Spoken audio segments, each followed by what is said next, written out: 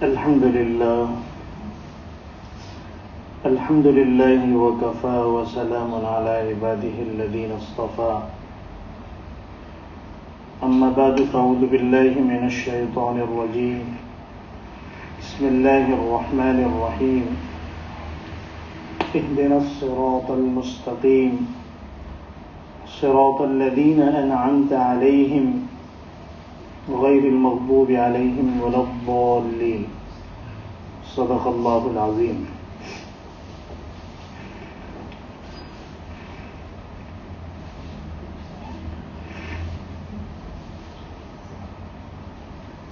حضرت عبداللہ ابن مسعود رضی اللہ تعالیٰ عنہ کی وہ حدیث جس میں حضور اکرم صلی اللہ علیہ وسلم نے فرمایا کہ موسم حج کے موقع پر مجھے سارے نبیوں کی امتیں دکھائی گئی. کم و بیش لوگ نبیوں کے ساتھ تھے، کسی کے ساتھ کم تھے، کسی کے ساتھ زیادہ تھے. حضرت موسیٰ علیہ السلام کی قوم بہت بڑی تعداد میں تھی اور اخیر میں ایک امت دکھائی گئی جس سے سارے میدان بھر گئے، پہاڑ بھر گئے. حضور اکرم صلی اللہ علیہ وسلم نے پوچھا کہ یہ کون لوگ ہیں؟ تو حضرت جبرائیل نے بتایا کہ یہ آپ کی امت ہے. اس پر اللہ تعالیٰ نے حضور اکرم صلی اللہ علیہ وسلم سے پوچھا یا محمد رضیت، اے محمد آپ خوش ہیں؟ حضور اکرم صلی اللہ علیہ وسلم نے فرمایا نعم یا ربی، اے میرے رب میں خوش ہوں. پھر اس پر ایک بشارت حضور اکرم صلی اللہ علیہ وسلم کو آپ کی امت کے تعلق سے یہ دی گئی ان مع هؤلاء 70,000 يدخلون الجنة بغیر حساب، کہ آپ کی امت میں 70,000 لوگ ایسے ہوں گے جو جنت میں بغیر حساب کتاب کے داخل ہوں گے. اور اس کے لیے 4 صفتوں کا ذکر فرمایا کہ یہ جو 70,000 ہوں گے ان میں یہ 4 خوبیاں ہوں گی، 4 صفات ہوگی. ایک اس میں سے چیز فرمائی الذین لا یسترقون، جو جھاڑ پھونک نہیں کرتے ہوں گے. دوسرا فرمایا جو داغ دینے کے ذریعے سے علاج نہیں کرتے ہوں گے. تیسرا فرمایا کہ وہ بدشگونی نہیں لیتے ہوں گے. اور چوتھا فرمایا کہ وہ اللہ تعالیٰ پر توکل اور بھروسہ کرتے ہوں گے. 70,000 کی جو تعداد بیان کی گئی ہے، علماء فرماتے ہیں کہ اس سے 70,000 ہی مراد بھی ہو سکتے ہیں. ظاہر سی بات ہے کہ اس امت میں کروڑوں لوگ ہیں، اربوں لوگ ہیں. اس حساب سے دیکھا جائے تو 70,000 کی تعداد کوئی بہت بڑی نہیں ہے. دوسرے بعض علماء فرماتے ہیں کہ قرآن و حدیث پر نظر ڈالنے سے ایک بات پتہ چلتی ہے کہ بعض عدد قرآن میں حدیث میں استعمال ہوئے ہیں، وہاں مقصود عدد بیان کرنا نہیں ہے، وہاں مقصود کثرت بیان کرنا. اس کثرت بیان کرنے کو اس عدد کے ذریعے سے ذکر کیا جاتا ہے. جیسے ہماری بھی اپنی زبان میں ہم کسی چیز کی کثرت کو بیان کرنا ہو تو کہتے ہیں میں نے تو اس کو 10 دفعہ کہا، میں نے اس کو 50 دفعہ کہا. تو اس سے مقصد نہ 10 دفعہ بتانا ہوتا ہے اور نہ 50 دفعہ، بلکہ کثرت مراد ہوتی ہے. ہو سکتا ہے اس نے سینکڑوں دفعہ بولا ہو. اسی طریقے سے قرآن کریم میں، احادیث میں خاص طور پر بعض الفاظ آئے ہیں جس سے مقصد کثرت ہوتی ہے کہ اس امت کی ایک بہت بڑی تعداد جن میں یہ 4 صفات ہوگی وہ بغیر حساب کتاب کے جنت میں داخل ہوں گے۔ بعض علماء نے فرمایا ہے کہ ان 70,000 میں سے ہر ایک آدمی اپنے ساتھ 70,000 لوگوں کو لے کے جائے گا۔ بہرحال بہت بڑی تعداد ہوگی جو جنت میں بغیر حساب کتاب کے داخل ہوگی۔ حضور اکرم صلی اللہ علیہ وسلم نے جب اتنی بڑی فضیلت بیان کی تو ایک صحابی جن کا نام ہے عکاشہ، وہ کھڑے ہوئے اور انہوں نے اللہ کے رسول سے درخواست کی، یا رسول اللہ ادعو ان یجعلنی منہم، اے اللہ کے رسول آپ دعا فرما دیجئے کہ اللہ تعالیٰ مجھے ان لوگوں میں سے بنا دے۔ اللہ کے رسول صلی اللہ علیہ وسلم نے فوراً ہاتھ اٹھائے اور دعا کر دی کہ اللہ عکاشہ کو ان میں سے بنا دے۔ ان کا پہلے مرحلے میں ہی کام ہو گیا۔ حضور اکرم صلی اللہ علیہ وسلم کی دعا تو رد ہوگی نہیں۔ اب جب حضرات صحابہ نے دیکھا کہ بڑا اچھا ماحول ہے اور مغفرت کے سودے ہو رہے ہیں، تو ایک اور صحابی کھڑے ہوئے اور کہا کہ اللہ کے رسول میرے لیے بھی دعا فرما دیجئے کہ مجھے بھی اللہ ان میں سے بنا دے۔ اللہ کے رسول صلی اللہ علیہ وسلم نے فرمایا سبقک بہا عکاشہ، بھائی عکاشہ تو سبقت لے گیا، اب ہر ایک کے لیے یہ چانس رہا نہیں۔ بہرحال تو اس طرح سے حضرت عکاشہ کا نقد فائدہ بھی ہو گیا اور امت کو ایک بہت بڑی خوشخبری بھی مل گئی۔ ہر انسان اپنے طور پر ان اعمال سے بچتے ہوئے جن کا ذکر حدیث میں ہے اپنے آپ کو ان لوگوں میں داخل کر سکتا ہے جو بغیر حساب کتاب کے جنت میں جائیں گے۔ اس میں دو چیزیں اور بیان کی گئی ہے۔ ایک تو ہے داغ کے ذریعے سے علاج۔ زمانے جاہلیت میں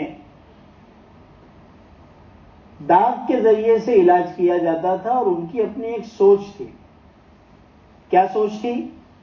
کہ جب سارے علاج ناکام ہو جائیں تو پھر مریض کو داغ دیا جائے، لوہا آگ پر گرم کر کے اس کے جسم سے اس کو مس کر دیا جاتا تھا۔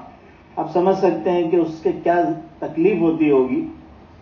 اب جتنی طاقت ہو سکتی تھی اس کے ذریعے سے اس کو جو ہے وہ داغا جاتا تھا اور ان کا خیال یہ تھا کہ اس کے ذریعے سے مرض اچھا ہو جائے گا۔ آخری علاج حضور اکرم صلی اللہ علیہ وسلم نے اس طریقے علاج کو پسند نہیں فرمایا، منع فرمایا۔ کیوں؟ ایک وجہ تو یہ تھی کہ اس کے ذریعے سے مشقت یقینی تھی۔ جس آدمی کو داغا جائے گا اس کو جو وہ تڑپڑائے گا اور اس کی جو حالت ہوگی وہ یقینی طور پر تکلیف اٹھائے گا۔ نقد مشقت ہے اور فائدے کا کوئی یقین نہیں ہے، فائدہ ہوگا نہیں ہوگا کوئی یقینی بات نہیں۔ اللہ کے رسول صلی اللہ علیہ وسلم نے ایسے علاج کو جس میں نقد تکلیف ہو اور فائدہ یقینی نہ ہو پسند نہیں فرمایا، آپ نے منع فرمایا۔ دوسری چیز اس میں ایک خرابی اور بھی تھی کہ یہ جو طریقہ علاج ہے اس طریقہ علاج میں مبالغہ ہے علاج میں۔ اصل میں ان لوگوں کے یہاں پر ایک مقولہ بھی مشہور تھا، آخر الدواء الکیّ، کہ بھئی آخری علاج جو ہے وہ تو داغنا ہے، کہ بھئی اس کے ذریعے سے تو فائدہ ہو ہی جائے گا اور یہ تو اب کرنا ہی ہے۔ تو یہ علاج میں مبالغہ ہے، حد سے تجاوز ہے۔ اللہ کے رسول صلی اللہ علیہ وسلم نے علاج کی اجازت دی، فرمایا لِكُلِّ دَاءٍ دَوَاءٌ، اللہ تبارک و تعالیٰ نے ہر مرض کی دوا اور علاج رکھا ہے۔ علاج کرنا علماء نے سنت قرار دیا، اللہ کے رسول سے بھی علاج ثابت ہے، لیکن پھر علاج میں اعتدال ہونا چاہیے، کیونکہ علاج ایک سبب ہے، اس سے زیادہ اور کوئی چیز نہیں ہے۔ شفا تو اللہ تعالیٰ کی طرف سے ہی، صحت تو اللہ تبارک و تعالیٰ کی طرف سے ہی آتی ہے۔ اس علاج میں، اس دوا میں، اس طریقے علاج میں فائدہ اللہ تعالیٰ کے حکم سے ہی ہوگا۔ سبب ہے، انسان کو اس کو اختیار کرنا چاہیے، فرض نہیں ہے۔ اور علماء نے یہ بھی لکھا ہے کہ اگر کوئی علاج نہیں کرتا ہے تو اس کی بھی اجازت اگر وہ اللہ پہ واقعی توکل کرنے والا ہے. لیکن بہرحال علاج کرنا بہتر ہے، سنت ہے، لیکن اس میں مبالغہ کرنا، حد سے آگے بڑھ جانا، جیسے کہ آج بھی ہمارے معاشرے میں اس طرح کی بہت ساری چیزیں ہوتی ہیں. آدمی علاج میں لاکھوں روپے پھونک دیتا ہے اور ایسے ایسے مرض میں پھونکتا ہے جب اس کو خود کو معلوم ہوتا ہے کہ ہونے والا کچھ نہیں. اس کے مقابلے میں بہت زیادہ مفید، مضبوط، کارگر علاج اللہ کے رسول نے صدقہ بتایا ہے. صدقہ نکالنے کے لیے اس کا جیب تیار نہیں ہوتا، لاکھوں لاکھ جو ہے پھونک دیے جاتے ہیں. جیسے مثال کے طور پر ایک آدمی کوما میں ہے اور وینٹیلیٹر پر ہے اور ایک عرصہ گزر گیا ہے، سب نا امید ہو گئے، ڈاکٹر بھی چلا رہا ہے. آج کل کے ڈاکٹر تو آپ کو پتا کیسے، چاہے وہ اپنے ہو چاہے وہ غیر ہو، چاہے وہ بڑے سے بڑے ڈگری والا اور بڑے سے بڑے ڈسپینسری اور ہاسپٹل والا ہو، الا ماشاء اللہ. تو اب وہاں پر جو ہے وہ مزید مریض کو جو ہے وہ لگائے رکھنا، ہاسپٹلائز چھوڑے رکھنا اور اس کے اوپر پیسوں کا خرچ کرنا، یہ اسلامی ذہن نہیں ہے. بلکہ بہت سی مرتبہ یہ وہ بات ہے جو ہمارے بہت بڑے بڑے علماء نے لکھی ہے، وہ میں آپ کے سامنے پیش کروں، میری ذاتی رائے نہیں. ہاں، میں اس سے اتفاق کرتا ہوں کہ بات بالکل صحیح ہے کہ بہت سی مرتبہ جب اس کا وینٹیلیٹر نکالتے ہیں تو پھر وہ کچھ وقت میں، کچھ عرصے میں بیچارہ چلا جاتا ہے. کچھ تو جو ہے فوراً ہی کچھ سیکنڈوں اور منٹوں میں چلے جاتا ہے. علماء نے لکھا ہے کہ آپ کے اس وینٹیلیٹر کی وجہ سے جو مصنوعی طور پر اس کو سانس دی جا رہی تھی اور اس کو زندہ رکھنے کی کوشش کی جا رہی تھی، بہت ممکن ہے کہ اس کا جو سکرات کا عالم تھا وہ لمبا اور طویل ہو جائے. سکرات کا عالم بڑا جو ہے وہ خطرناک جو ہے موقع ہوتا ہے. انسان کی خواہش یہی ہوتی کہ جتنا جلدی ہو سکے میری روح. اب آپ اس کے ساتھ جو ہے خیر خواہی سمجھ رہے ہیں. اب خیر خواہی سمجھ رہے ہیں یا دنیا کو دکھانے کے لیے کر رہے ہیں، وہ تو وہ کرنے والا جانتا ہے. لیکن اس بیچارے مریض کے ساتھ وہ ظلم ہو رہا ہے کہ اس کا سکرات طویل ہو رہا ہے. تو یہ ساری چیزیں اور بہت زیادہ جو ہے وہ علاج کے پیچھے کہ بھائی یہ ایلوپیتھی بھی کر رہا ہے، ہومیوپیتھی میں بھی لگا ہوا ہے، اور کیا کہتے ہیں یونانی حکیموں سے بھی رابطے میں رہتے ہیں، اور دوسرے جتنے پیتھیاں ہیں ان کی بھی ان کو بہت معلومات، اور یہ چیزیں اسلام کے اندر پسندیدہ ایک حد تک جو ہے وہ ٹھیک ہے، اس سے زیادہ چیزوں کو پسند نہیں کیا گیا. اللہ کے رسول نے اسی وجہ سے کہ اس طریقے علاج میں جس میں آگ سے داغا جاتا ہے، مبالغہ ہے علاج میں، اور یہ نشانی ہے اللہ پر توکل نہ ہونے کی. جن لوگوں کو اللہ پر توکل ہوتا ہے وہ تو پتا گھس کے پیتے اچھے ہو جاتے ہیں.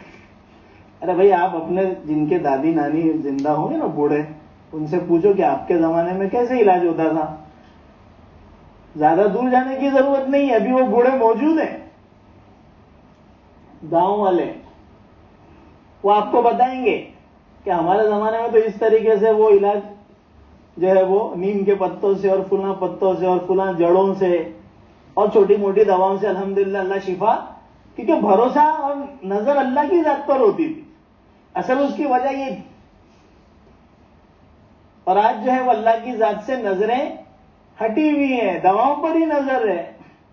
دوا تو بیچاری ویسے ہی معذور ہے، تو پھر علاج کامیاب بھی زیادہ ہو نہیں پاتا. تو اللہ کے رسول نے اس وجہ سے اس علاج کے طریقے کو پسند نہیں کیا، اور اس کے ذریعے سے ہم کو بھی ایک تعلیم دی گئی کہ بھئی دواؤں میں اور علاجوں میں بہت زیادہ مبالغہ اچھا نہیں ہے. اور ایک چیز فرمائی، بدشگونی. اس سلسلے میں پچھلے ہفتے میں نے بتایا تھا کہ بدشگونی جو ہے یہ بھی اللہ تبارک و تعالیٰ پر عدم توکل کی نشانی ہے کہ بھئی ان کو اللہ پہ بھروسہ ہی نہیں ہے. اب یہ گھر سے نکلے اور سامنے سے کالی بلی گزر گئی تو انہوں نے اپنا سارا سفر ہی کیا کر دیا، ملتوی کر دیا، کینسل کر دیا کہ بھئی اب تو آگے جانے میں مسئلہ ہے. کچھ نہ کچھ ہو ہی جائے گا. آپ یہ ساری چیزیں زیادہ تر دیکھیں گے غیر مسلموں میں، اور اس میں بھی خاص طور پر برادران وطن ہندوؤں میں، کیونکہ ان کا تو پورا مذہب ہی وہم کا مذہب ہے، وہمی. ان کے پاس کوئی کانکریٹ مٹیریل ہے ہی نہیں، ان کا دھرم کوئی اصول اور قانون والا ہے ہی نہیں. تو یہ سارے رسوم اور رواج اور وہمی چیزوں پر ان کا دھرم جو ہے بیس کرتا ہے. ان کے یہاں پر آپ کو بہت ساری چیزیں اس طرح کی ملے گی کہ فلاں مہورت نکلنا چاہیے، اور فلاں دنوں میں یہ ہے، اور فلاں راتوں کے اندر یہ مسئلہ ہے، اور کس برج میں کون سا جو ہے ستارہ ہے. اس طرح کی بہت ساری چیزیں آپ کو ملے گی. کس وقت کس نے کیا کپڑا پہنا تھا، کالا کپڑا پہنا تھا تو یہ مسئلہ ہو جائے گا، اور لال پہنا تھا تو اب یہ حالات آ سکتے ہیں. اس طرح کی بہت ساری چیزیں آپ کو ان کے پاس ملیں گی. اسلام میں ایسی کوئی چیز نہیں. اسلام میں نہ کالے میں کچھ رکھا ہے، نہ سفید میں کچھ رکھا ہے، نہ کسی رات میں کچھ رکھا ہے، نہ کسی دن میں کچھ رکھا ہے، نہ بلی میں کچھ رکھا ہے، نہ گدھے میں کچھ رکھا ہے، اور نہ عورت کے اندر اللہ نے منحوسیت رکھی ہے. یہ سب چیزیں اسلام میں نہیں ہیں. تو یہ سب بدشگونی لینا یہ غیروں کا طریقہ تھا. اللہ کے رسول نے اس سے منع فرمایا. ہم کو ان سب چیزوں سے کیا ہے، بچنا ہے. تیسری چیز جو آپ نے فرمائی وہ ہے الذین لا یسترقون، وہ لوگ جھاڑ پھونک نہیں کرتے. یعنی وہ لوگ جو جنت میں بغیر حساب کتاب کے جائیں گے، ان کی ایک خاصیت اور ان کی ایک صفت یہ ہوگی کہ وہ جھاڑ پھونک کرنے والے نہیں ہوں گے. اب یہاں پر جھاڑ پھونک سے کیا مراد ہے اس کو سمجھنے کی ضرورت ہے، کیونکہ حدیث پاک میں تو یہ صاف لفظ آ گیا. حدیث پاک میں یہ صاف لفظ موجود ہے، لیکن اس کی حقیقت کو نہ سمجھنے کی وجہ سے اس وقت ہمارے لوگوں میں دو طرح کے طبقے پائے جاتے ہیں. ایک طبقہ تو وہ ہے جو جھاڑ پھونک تعویذ وغیرہ کو بالکل ناجائز اور حرام قرار دیتے. ان کی ساری کوشش، ساری محنت اسی چیز پر صرف ہوتی ہے کہ تعویذ کو حرام اور شرک قرار دیا جائے، ناجائز قرار دیا جائے. کیونکہ حدیث میں ہے کہ وہ بغیر حساب کتاب کے جنت میں داخل نہیں ہوں گے، اور کچھ اور حدیثیں بھی ہیں جس کی حقیقت میں انشاءاللہ آگے بتاؤں گا، اور اسی سے انشاءاللہ آپ کے سامنے ان چیزوں کی حقیقت بھی آ جائے گی. اسی لیے میں ہمیشہ ایک بات کہتا ہوں جمعہ کے بیان میں بھی، تفسیر میں بھی، کہ دیکھیے قرآن و حدیث کو آپ کو سمجھنا ہے اسلاف کے فہم کے مطابق. جو ہمارے اسلاف اور ہمارے بڑوں نے قرآن حدیث کو سمجھا ہے، اس چیز کو سامنے رکھ کر اگر آپ چلو گے تو صراط مستقیم اور صحیح راستے پہ رہو گے، ورنہ کسی نہ کسی ایک کھائی میں جا کر گر جاؤں گے. تو ایک طبقہ تو وہ ہے جس نے صاف کہہ دیا کہ بھئی جھاڑ پھونک اور اسی طریقے سے تعویذ یہ سب کے سب کیا ہے، شرک ہے اور ناجائز ہے اور حرام ہے، اس سے اپنے آپ کو دور رکھو، یہ مسلمانوں کے طریقے نہیں، یہ اللہ کے رسول کا طریقہ نہیں، وغیرہ وغیرہ حدیث میں. اس کے مقابلے میں ایک دوسرا طبقہ جو بہت بڑا طبقہ ہے، آپ دیکھیں گے وہ جھاڑ پھونک میں ہی لگا ہوا ہے. اس کا ہر کام تعویذ سے ہی ہوتا ہے. بغیر تعویذ کے اس کی کوئی حرکت نہیں ہوتی. بیٹی کی شادی کرنا ہے، مولانا تعویذ دو. بیٹی کی طلاق کرنا ہے تو بھی تعویذ دو. طلاق ہی نہیں ہو رہی، کسی تعویذ دو تو کہ چھوڑ جائے. دونوں شکلوں کے اندر اب ان کو تعویذ چاہیے. نوکری چاہیے، کوئی وظیفہ بتا دو. اور اچھی نوکری چاہیے، یہ نوکری چھڑانا ہے، اس کے لیے بھی کوئی وظیفہ دو. یعنی سارے کام اب تعویذوں پر، وظیفوں پر. وظیفے لے کے جو ہے آدھا آدھا ایک ایک 2 گھنٹہ جو ہے وہ دن میں اور رات میں بیٹھے ہیں. یہ طریقہ بھی صحیح نہیں ہے. یہ دونوں افراط و تفریط ہے، یہ دو انتہائیں ہیں. اور شریعت نے جو راستہ قرآن و حدیث کی روشنی میں بتایا ہے یہ اس کے بیچ والا راستہ ہے جو اعتدال والا ہے. اس کو سمجھنے کے لیے آپ یہ سمجھیے کہ اس حدیث میں جو آیا ہے کہ بھئی وہ لوگ جھاڑ پھونک نہیں کرتے وہ بغیر حساب کتاب کے جنت میں جائیں گے، اس سے مراد کیا ہے؟ سارے محدثین نے جنہوں نے حدیثوں کی تشریحات لکھی ہے، جو حدیثوں کو سب سے زیادہ جاننے والے اس کے معنی کو، وہ فرماتے ہیں اس سے مراد زمانے جاہلیت کے اندر جو جھاڑ پھونک کا طریقہ تھا اللہ کے رسول صلی اللہ علیہ وسلم نے اس کو منع فرمایا. زمانے جاہلیت میں جھاڑ پھونک کا کیا طریقہ تھا؟ بھئی جھاڑ پھونک تو ہمیشہ سے ہوتا ہے، سامری کا تذکرہ تو قرآن میں بھی ہے. جادو اور سحر آپ کو پرانے زمانوں میں بھی ملے گا اور بڑا سخت ملے گا. دراصل بات یہ ہے کہ زمانے جاہلیت کے اندر لوگوں کو الگ الگ قسم کے منتر یاد تھے. ایسے ایسے منتر ہوتے تھے کہ وہ شرکیہ اور کفریہ معانی والے ہوتے تھے. وہ اس میں شیاطین سے مدد لیتے تھے، وہ اس میں بتوں سے مدد مانگتے تھے، اور ان کا نظریہ یہ تھا کہ اس طریقے سے ان کا کام ان منتروں سے ہو جائے گا. آج بھی یہ جو بہت سارے غیر مسلم اس طرح کے جو عاملین ہوتے ہیں کام کرنے والے، ان کے پاس اسی قسم کے منتر ہوتے ہیں جن سے شیاطین سے مدد لی جاتی ہے، بتوں سے مدد لی جاتی ہے، جنات سے مدد لی جاتی ہے، اور پھر وہ منتر پڑھتے ہیں اور کام ان کا کرتے ہیں. ایک چیز تو یہ تھی. دوسری ایک چیز تھی، اس کو بہت غور سے سمجھیے کہ یہ منتر پڑھتے تھے اور لکھتے تھے، یہ منتر پر ان کا عقیدہ یہ تھا کہ اس کے ذریعے سے کام ہو ہی جائے گا. یعنی ان منتروں کو وہ مؤثر بالذات سمجھتے تھے. ان کا عقیدہ یہ نہیں تھا کہ اگر اللہ تعالیٰ اس کے ذریعے سے شفا دیں گے تو شفا ملے گی، اللہ تبارک و تعالیٰ کی طرف سے تاثیر نہیں ہوگی تو تاثیر نہیں ہوگی. یہ ان کا عقیدہ نہیں تھا. ان کا عقیدہ یہ تھا کہ اس منتر کے ذریعے سے تو فائدہ ہونا ہی ہونا ہے اور یہ کام تو ہونا ہی ہونا ہے. یہ ان کا عقیدہ تھا. یہ دو چیزیں تھیں، اور ان دو چیزوں کے ساتھ تیسری ایک چیز یہ تھی کہ ان کے منتروں میں بعض ایسے ایسے الفاظ ہوتے تھے، بلکہ بعض پورے منتر ایسے ہوتے تھے جن کے الفاظ کا کوئی معنی معلوم نہیں ہوتا تھا کہ بھئی اس کے معنی کیا ہے. کبھی کبھی ہمارا بھی اس چیز سے جو ہے سابقہ پڑا ہے تو اندازہ ہوا ہے کہ کچھ ایسے الفاظ ہوتے ہیں جس کے کسی ڈکشنری میں معنی ہی نہیں ملتے.